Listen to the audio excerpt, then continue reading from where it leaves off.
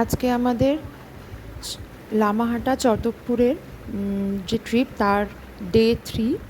আমাদের already journey শুরু হয়ে গেছে। আমরা দাওয়াইপানি থেকে সকাল সকাল ব্রেকফাস্ট সেরে চটকপুরের উদ্দেশ্যে রওনা হয়ে গেছি। আপনারা দেখতে পাচ্ছেন আমরা অলরেডি ফরেস্ট এরিয়ার মধ্যে ঢুকে গেছি। সোনাডা থেকে চটকপুরের যে রাস্তাটা সেটা আপনারা বুঝতেই পাচ্ছেন, একটা ফরেস্ট এরিয়ার মধ্যে দিয়ে যাচ্ছে এবং রাস্তাটা ভীষণ খারাপ।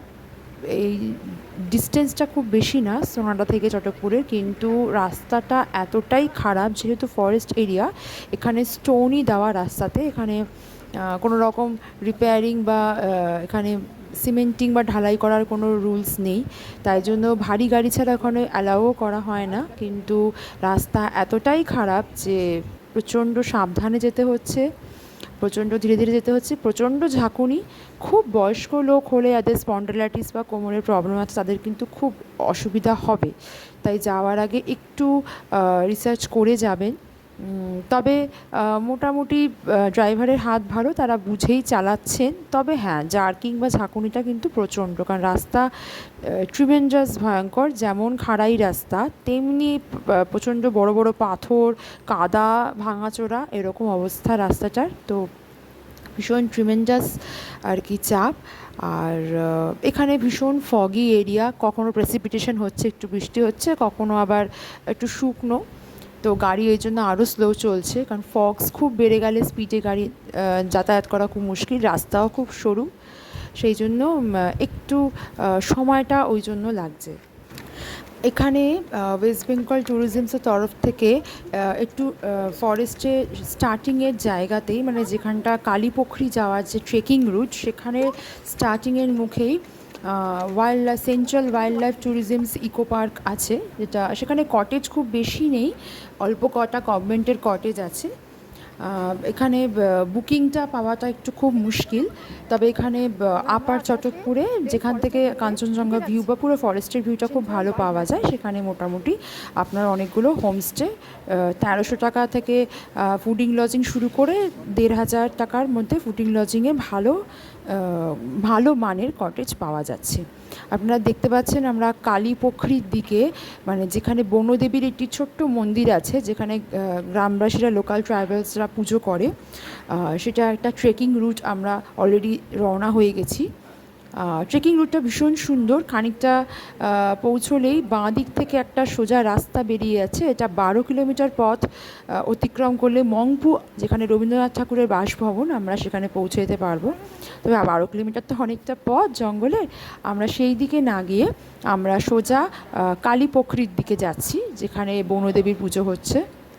পূর্ণিমাতে আর ডিসেম্বর মাসে বিশেষ ফেস্টিভ্যালের সময় এখানে খুব ভিড় হয়। এখন নর্মাল ট্যুরিস্ট ভিড়ই বেশি। দেখতেই পাচ্ছেন খুব সুন্দর একটা ঘন জঙ্গলের মধ্যে দিয়ে, এবড়ো খেবড়ো রাস্তার মধ্যে দিয়ে আমাদের যেতে হচ্ছে। গত বছর এখানে চিতাবাঘ দেখা গেছিলো, কিন্তু এবছর এখনও অবধি রিপোর্টিং হয়নি। আর একটা কথা বলে রাখা ভালো, এখানে কিন্তু ফরেস্ট ডিপার্টমেন্টের রুল অনুযায়ী বিনা গাইডে যাওয়া যাবে না। আপনি দেখতেই পাচ্ছেন লাঠি নিয়ে গাইড আমাদের আগে গাইড করতে করতে যাচ্ছে, এবং তারপর গাইডের দুটো কুকুরও যাচ্ছে আমাদের সঙ্গে এসকর্ট করতে করতে, আর আমরা যাচ্ছি। আরও ট্যুরিস্টরা অন্যান্য গাইডদের সঙ্গে যাচ্ছে। 400 থেকে 500 টাকা মোটামুটি এই গাইডের ফিস দিতে হয় এখানে। তবে গাইড ছাড়া এখানে কোনোভাবে অ্যালাউ না। পুরো জঙ্গলটাই সিসিটিভি ক্যামেরায় ঘেরা আছে। রাস্তা খুব সরু, গাইড ছাড়া যাওয়াটা খুব একটা সেফও নয়, কারণ জঙ্গলটা একটু ঘন। আমরা রাস্তা দিয়ে আস্তে আস্তে ছোট্ট শিয়াল, একটা হরিণ এরকম দেখতে পেয়েছি, আর এখন অবধি চিতাবাঘ দেখতে পাইনি। আর খুব সুন্দর জায়গাটা, মানে নিরিবিলি, শান্ত, কখনো খুব ফগে ভরে যাচ্ছে, কখনো ক্লিয়ার হয়ে যাচ্ছে। দেখতেই পাচ্ছেন এখানে বনদেবীর পুজো করছে কিছু ট্যুরিস্টরা। খুব সুন্দর অ্যাস্থেটিক একটা ফিলিংস আসছে। ট্রেকিং রুটটা একটু পাথরের রাস্তা, হাঁটাচলা করতে কষ্ট, বয়স্ক মানুষদের না নেওয়াই ভালো, কারণ কি খুব যাদের কোমরে হাঁটুতে প্রবলেম আছে, রাস্তাটা এতটাই পাথুরে, আর 1 ঘন্টা থেকে 1.5 ঘন্টা সময় লাগবে যেতে আসতে।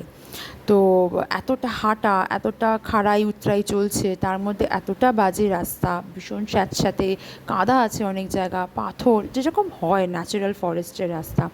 সেক্ষেত্রে খুব ছোট বাচ্চা বা খুব বয়স্কদের পক্ষে একটু কিন্তু ডিফিকাল্ট। আমাদের সঙ্গে একজন বয়স্ক ছিলেন, যিনি আসেননি,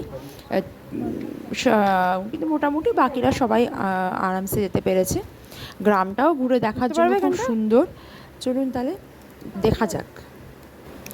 আমাদের হোমস্টে থেকে অল্প 5-10 মিনিটের দূরত্বেই একটা ভিউ পয়েন্ট আছে, যেখানে সুন্দর একটা প্যাগোডা স্টাইলের বার্ড ওয়াচ টাওয়ার করা আছে। রাস্তাটা খুব সুন্দর, পাহাড়ের ঢালের গা থেকেই বাঁশ দিয়ে সুন্দর রেলিং করে ধাপ ধাপ কেটে সুন্দর করে সেই ওয়াচ টাওয়ারে যাওয়া যায়।